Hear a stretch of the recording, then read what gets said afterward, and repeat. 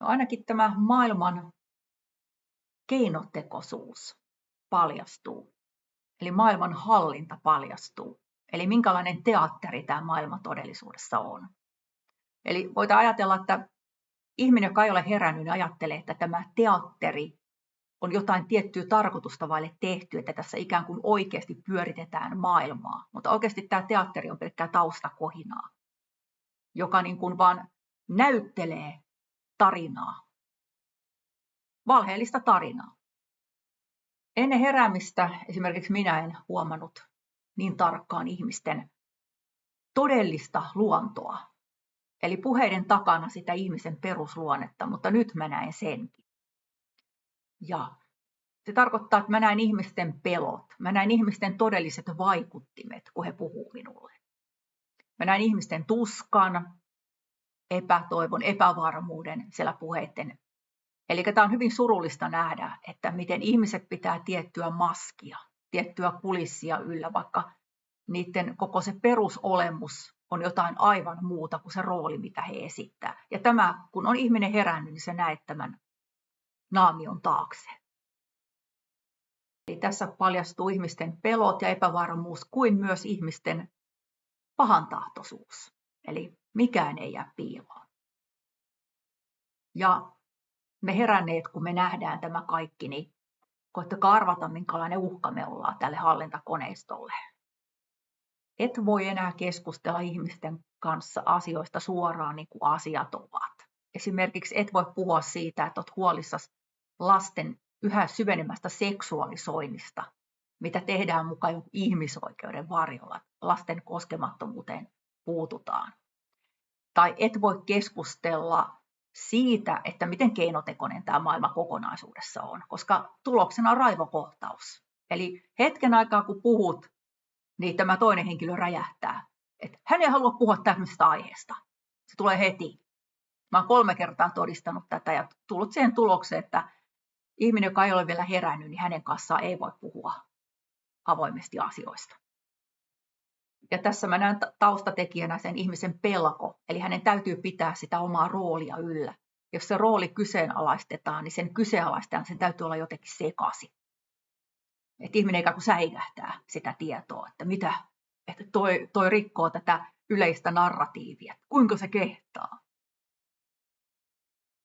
Ja toisaalta, kun olet herännyt, niin aikaisemmin, kun olet ollut aivan yksin, että kukaan ei ole sinusta pätkääkään kiinnostunut, niin voi pojat, heräämisen jälkeen, niin kaikki on sinusta yhtäkkiä kiinnostuneita. Kaikki haluaa olla ystäviäsi, antaa neuvoja.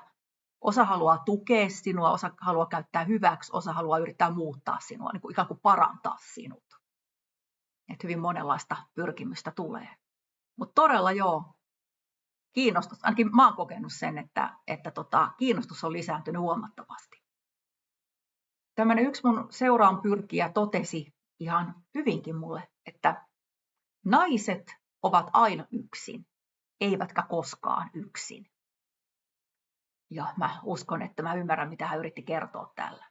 Mutta tämä sama henkilö sitten suuttui mulle kerran ja totesi, että Päivi Räsänen pitäisi kuulemma sulkea koko loppuelämäkseen vankilaan puheidensa takia. Hän oli tätä mieltä. Ja tämän mielipiteen jälkeen niin mä ilmoitin hänelle, että meidän ei tarvitse pitää enää yhteyttä. Se oli niin kuin näin nopeasti poikki. Koska mä en voi sietää ihmisiä, jotka vaatii jotain hirttolavoja tai noita rovioita, jos on eri mieltä kuin hän itse. Eli todennäköisesti hän olisi varmaan vaatinut minuakin sinne loppujaksi, koska minähän on natsi hänen mielestään. Mä ihmettelen, mitä hän minun seurassa yleensä pyörii edes, että mikä se todellinen tarkoitus oli.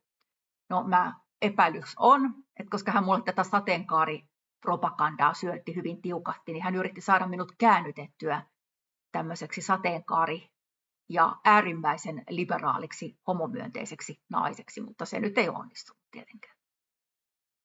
Eli aina on joku motiivi tulla sinun luoksesi, ja motiivi voi olla myös tämmöinen sinun parantamisesi näistä sinun mielipiteistä. Okei, on semmoinen sanonta, että mestari saapuu, kun oppilas on valmis. Mä sanoisin niin päin, että mestari poistuu, kun oppilas on valmis. Ja niitä mestareita on monenlaisia, että tämmöinen hengellinen opettaja kuin Jiddu Krishnamurti on sanonut, että älä etsi mitään opettajaa, äläkä etsi mitään ryhmää, johon liittyä. Ja mun mielestä tämä on erittäin hyvä opetusta. Herääminen on nimittäin hyvin henkilökohtainen sisäinen asia, eli oman sielun, oman tietoisuuden kehittäminen.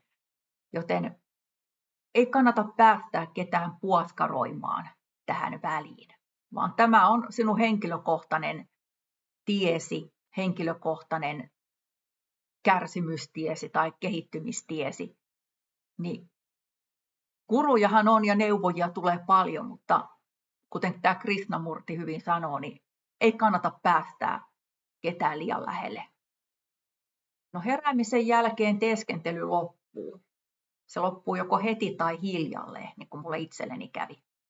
Eli kukaan ei ole heräämisen jälkeen heti valmis, että nyt olen valaistunut ja niin kuin kaikki on valmista, ei todellakaan. Vaan se on vasta sen tien aloitus, pitkän tien aloitus.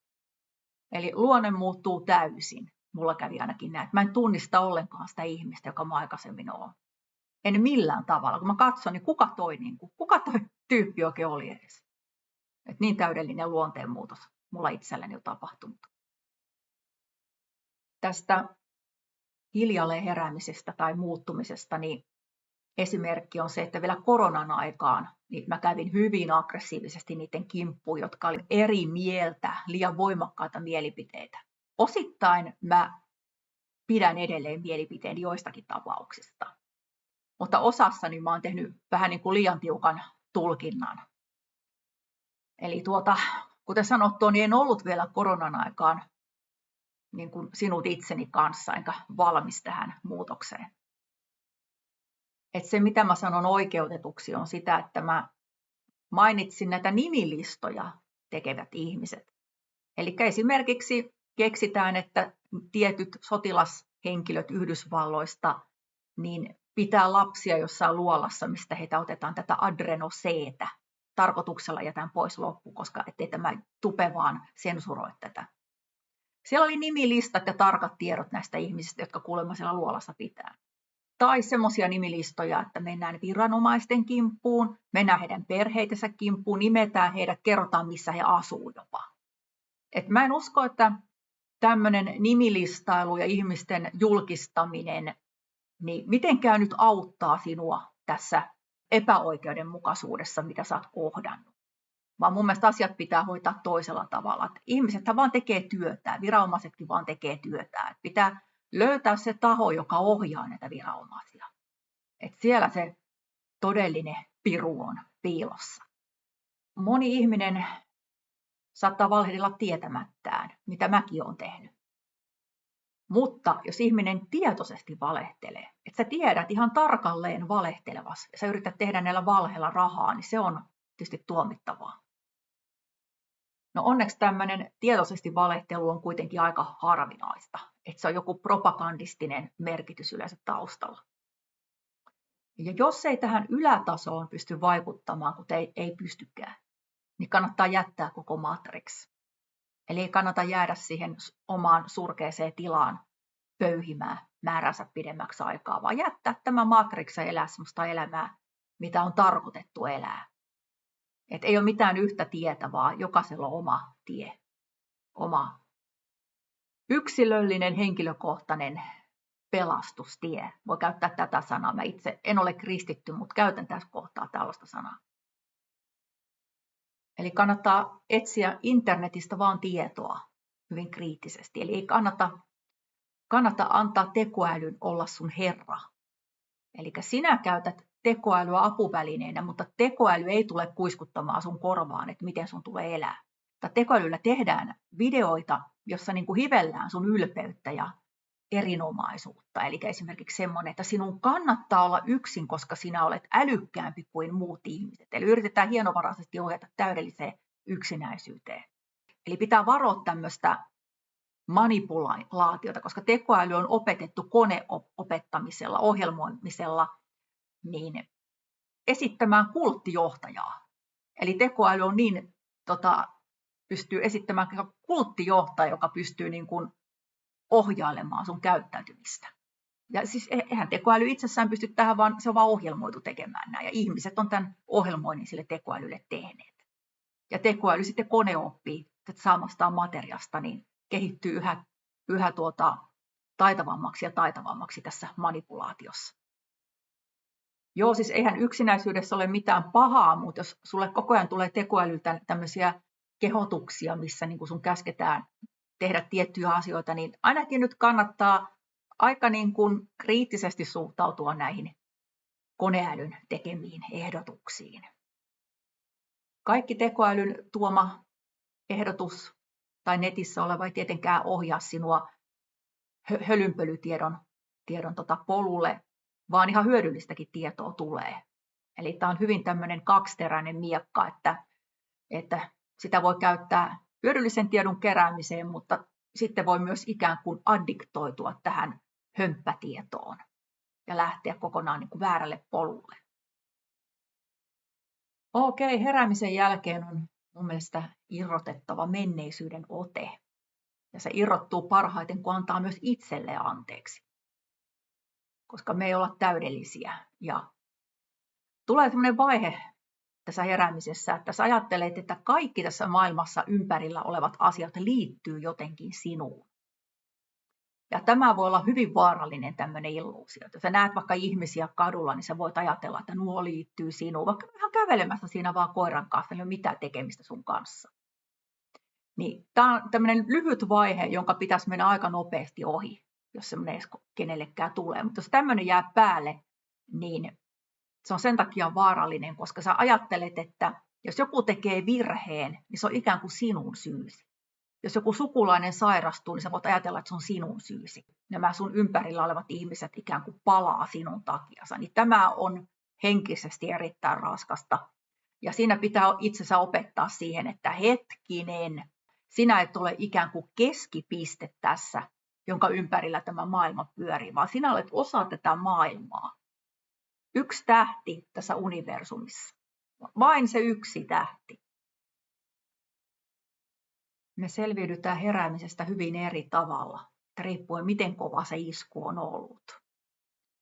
Eli heissä saattaa nousta se oma ego niin voimakkaana, että he rupeaa käymään kaikkien kimppuun. Jos on etenkin aikaisemmin ollut semmoisia, että se on ollut heille luontaista, että saa jotain nautintoa siitä, kun he käyvät syyttömien ihmisten kimppuun. Se tietysti jatkuu heräämisen jälkeen, mutta näillä ihmisillä niin on hyvä muistaa, että me kaikki kuollaan jossain vaiheessa. Ja tämä iso pyörä tavoittaa meistä jokaisen. Eli iso pyörä murskaa jokaisen vuorollaan, tämä elämänpyörä. Että kukaan ei selviä hengissä ja täysin vahingoittumatta tässä elämässä. Että helppoa elämää ei ole olemassakaan. Kohtalon pyörässä ironista on, että jokainen asettaa itse itselleen tuomion. Niin kuin kirjassa Kohtalo on haaste, sanoo Thorvald Detlefsen. Jos herääminen menee oikein, niin ihminen etsii omaa sieluaan, omaa tietoisuuttaan tai omaa minuuttaan, että kuka minä olen tai mikä minä edes olen tässä maailmassa ja miksi mä oon tähän maailmaan syntynyt ja mikä tämä maailma on, missä me eletään. Että nämä on ihan tämmöisiä perustavaa laatua olevia kysymyksiä, että jokaisen pitäisi esittää itselle jo ennen heräämistä, mutta heräämisen jälkeen näistä tulee niin kuin pakollinen tästä sen oman tietoisuuden ja jumalyhteyden etsimisestä. Et mä väitän, että jos ihminen on todella herännyt, niin ihminen alkaa etsimään jumalyhteyttä. Ihminen voi herätä ilman tätä sieluymmärrystä. Ja siinä on semmoinen asia, että ihminen rupeaa etsimään ikään kuin mekaaniselta materian puolelta tätä jumalyhteyttä. Ja tässähän me nähdään tekoäly. Ei ajatella sitä tulen energiaa, joka tulee suoraan korkeammalta, vaan ajatellaan, että me voidaan rakentaa kone, tekoäly, mekaaninen laite, joka korvaa tämän jumalyhteyden. Eli ihminen, joka ei usko eikä pysty kokemaan näitä henkisiä tasoja, niin hän yrittää rakentaa mekaanisen piraattiversion jumalyhteydestä. Tähän saattaa tulla jopa pilkkaaminen. Eli tuolla mun videolla niin pyhyyden riisuminen yhteiskunnasta. Niin siinä mä kerron, miten kaikki juhlapyhät on esimerkiksi häpäisty. Tai katsotaan esimerkiksi sateenkaarisiltaa, eli Jumalan sateenkaarisiltaa, jolla Jumala ottaa yhteyttä. Niin siitä onkin tehty tämmöinen sirkus, missä kaikki seksuaalisuudet marssii kadulla. Eli luotu täysin maallinen versio alkuperäisestä versiosta. Tai otettu kuolemansynneistä pahin, eli ylpeys, eli pride, näiden bakkanaalien niin kuin voimalauseeksi. Kun kaikki on häpästy, mitä voidaan häpästä pyhyydestä, niin se ultimaattinen häpäisy on pyhän hengen häpäisy. Ja se on asia, mitä ei koskaan saa anteeksi, ei tässä elämässä eikä seuraavassa, ainakin jos on Jeesusta uskominen. Ja tämä ultimaattinen pyhän hengen häpäisy on mun mielestä materialistisen maailmankuvan rakentaminen, mihin liittyy niin kuin tämä, että täydellinen poispyrkiminen kaikesta kauniista, kaikesta mieltä ylevöittävästä tai ihmistä kehittävästä, sivilisaation rakentamisesta, Jumalayhteydestä. Kaikesta tästä pitää pyrkiä pois ja pyrkiä vaan niin kuin helppojen yksinkertaisten ilojen tai sitten täydellisen vapauden kaikkien niin kuin alhaisten halujen tuuttaamiseen. Eli täydellinen irtiotto niin sanotusta luontaisesta, luonnonjärjestyksen mukaisesta näkemisestä. Tämmöinen konejumala. Konejumala sopii hyvin niille, joille esimerkiksi pirut ja menninkäiset ja muut oli ja raflaavia. Niin aina löytyy joku väärä tie, mitä seurata. On sinänsä tärkeää, että ihminen tunnistaa oman varjosielunsa, oman pimeän puolensa. Eikä niin, että ihminen yrittää, että ei minussa ole mitään pahaa, että minä olen täydellinen, että on vaan pyrittävä tämmöiseen ruumiin hylkäämiseen ja pelkän sielun kehittämiseen. Tämäkin on väärä tie. Vaan meidän pitäisi tunnistaa se varjosielu itsessämme ja myös hyväksyä se varjosielu itsessämme. Et kun me ollaan ruumiillisessa muodossa, niin meissä löytyy myös tämä pimeä puoli. Jokaisessa löytyy se pimeä ja valon puoli. Mutta jos luisuu pelkästään sinne varjosielun puolelle, niin sitten tulee tämä konejumala tai demoni sinne esikuvaksi. Eli näin käy lopulta, että tuleinen vihkimys muuttuukin materian vihkimykseksi. Eli lähdetään tälle alassuuntautuvalle tielle liikkumaan mahdollisimman kauas korkeimmasta. Ja alemmat tasot on eläimiä varten. Eli on ne kaksi puuta puutarhassa, toisesta syntyvät ihmiset ja toisesta eläimet. Niin lähtee tälle eläimen eli tunteiden tielle. Järjen tie muuttuu siis pelkän tunnepalvonnan tielle. Ne, jotka oikein erityisen paljon vihaavat kaikkea niin kuin hengellistä ja jumalallista, niin ei tiedä, että ihminen on itse se viisasten kivi, jota hiotaan. Ja ihmisen elimet on niitä koeputkia, jossa alkemistinen prosessi tapahtuu. Kun on tämmöinen taru, missä kuningas Arthur nostaa sen miekan kivestä, niin hän vapauttaa oman tulisielunsa. Se miekka symboloi hänen sieluaan, jonka hän vapauttaa. Ja yksikään muu ei ollut pystynyt tähän sielun täydelliseen vapauttamiseen pyhälle ennen tätä kuningas Arthuria. Eli näin voi nähdä myös tämän symboliikan. No heräämisen jälkeen tietää eläneensä koko elämänsä valheessa, niin kuin se on monta kertaa tullut jo sanottua. Eli käy niin kuin siinä Platonin luolateoriassa. Sille luolassa olevalle, joka ymmärtää, että hän on katsonut vain luolan seinältä niitä varjokuvia. Ja kun hänet viedään lopulta luolan ulkopuolella, hän ymmärtää, että todellinen maailma, todellisuus ja totuus onkin siellä luolan ulkopuolella. No hän kiiruhtaa sinne luolaan kertomaan, että katsotte pelkkiä niitä varjoja siellä seinällä, niin hänet lynkataan, koska totuuden puhujat lynkataan. Eli kaikki tieto on löydettävissä heräämisen jälkeen. Se ei avaudu heräämisen jälkeen, mutta se on löydettävissä heräämisen jälkeen, koska ajattelu laajentuu niin monialaisesti. Eli tulee monta eri tasoa ajatteluun. Ja sä alat yhdistää erilaisia pisteitä, niin kuin yhdistäisit tähtiä tuolla taivaalla tai universumin joukkoja, planeettajärjestelmiä. Sä alat vertailla näitä tähän maan hallintoon. Ja Siinä alkaa aueta mitä käsittämättömämpiä asioita. Jotkut on vääriä tulkintoja, mutta jotkut on ihan oikeita tulkintoja. Heräämisen jälkeen tietää oikein hyvin, miten vaikea herääminen on, etenkin kun itse sen tien käynyt läpi.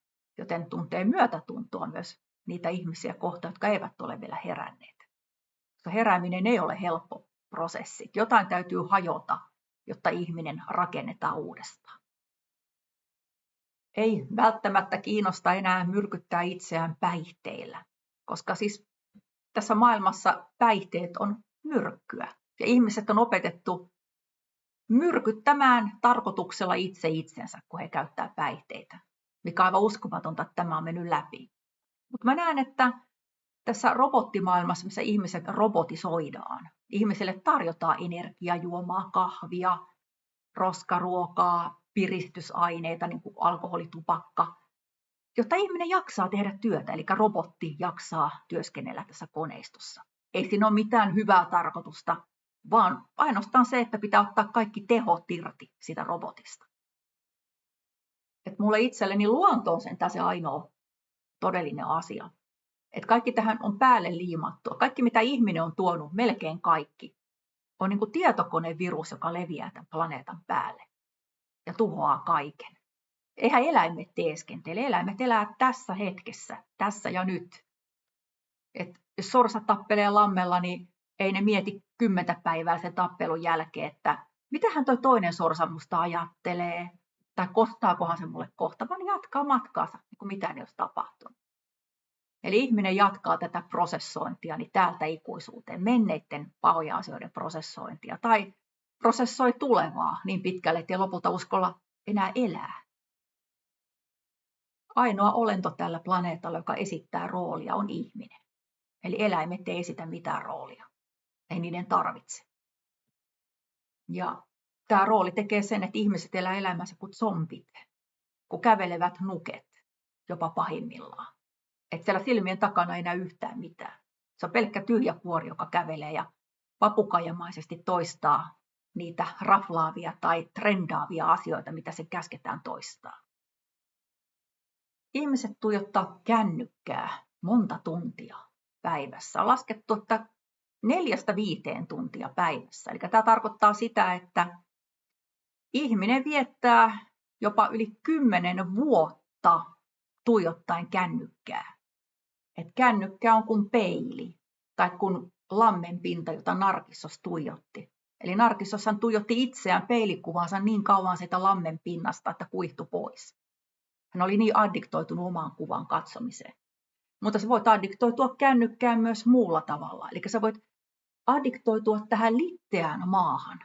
Kännykkähän on kuin litteä maa. Koko maailma on tässä litteässä kännykässä.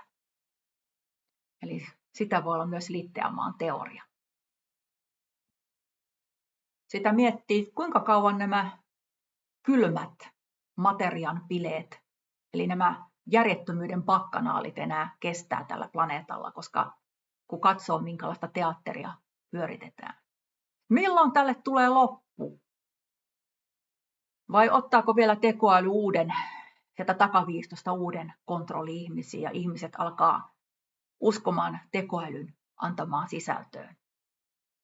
Mä olen monella videolla ja ensimmäisen kerran tuolla viime vuoden loppupuolella niin kertonut, että mä olen itse arvioinut, että maailmanloppu tulee vuonna 2027.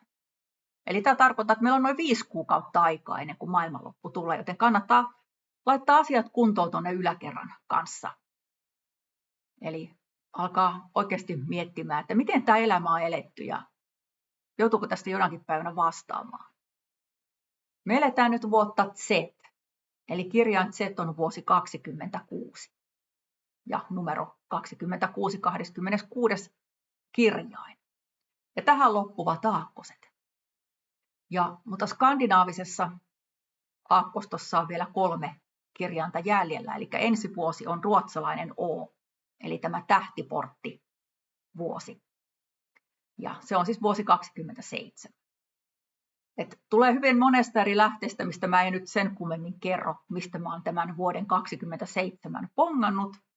Mutta olihan tämmöinen kometta kuin Three Eye-kometta, eli 3 I-komeetta, eli 3 kertaa 999 komeetta, eli komeetta 27.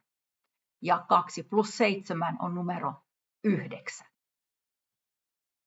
Mä en ole ihmisiä, jotka kovin kevyen perustein ennustaa maailmanloppua, mutta sanotaan näin, että tässä on sitä jotakin, joka resonoi. Vähintään päättyy tämä arvoton näytelmä, missä me eletään. Mutta voi olla, että tulee ihan apokalyptinen maailmanjärjestyksen muutos. Auringon pimennys osuu 2. elokuuta ja se näkyy Malakasta Egyptiin ulottuvalla linjalla vuonna 2027, eli elokuun 2. päivä. Ja se on vuosisadan pisin auringon pimennys, eli kestää peräti 6 minuuttia 23 sekuntia. Ainakin itse olen valmis vaikka apokalypsiin, jotta tämä vankila päättyy, missä ihmisiä pidetään, jotta ne vankilaovet avautuu. Koska tämä ei voi jatkua näin. Tämä maailma ei voi jatkua näin. Jos joku ajattelee, että heräämisen jälkeen niin kaikki muuttuu helpommaksi niin ei se näin ole. Se on se, että pelko katoaa ja sitä kautta elämä muuttuu helpommaksi, kun ei pelkää. Se on totta, mutta itse elämä muuten ei muutu helpommaksi. Ihminen on tämä hiottava kivi, jota seulalla hiotaan. Ja on ihan varmaa, että herätessä jotain särkyy, jotta ihminen voi rakentua uudestaan. Eli alkemistinen prosessi on kova prosessi. Että mitä kauemmin hypnoosi on ollut päällä, niin sitä hurjempi se rysäys, kun se hypnoosi murtuu.